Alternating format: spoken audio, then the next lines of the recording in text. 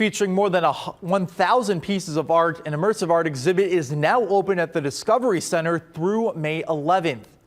Dynamic visuals, music, and storytelling showcase the works of legendary Impressionists, including Van Gogh, Monet, and Renoir.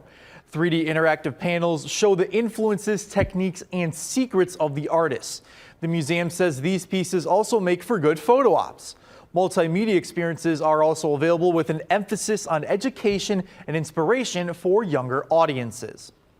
This is really an opportunity for children and adults to come and experience this exhibit. We're really lucky to latch onto this exhibit before it hit some of the bigger cities. One of the things we really wanted to do in partnership with the Art Museum is to make an experience like this accessible and affordable in Rockford.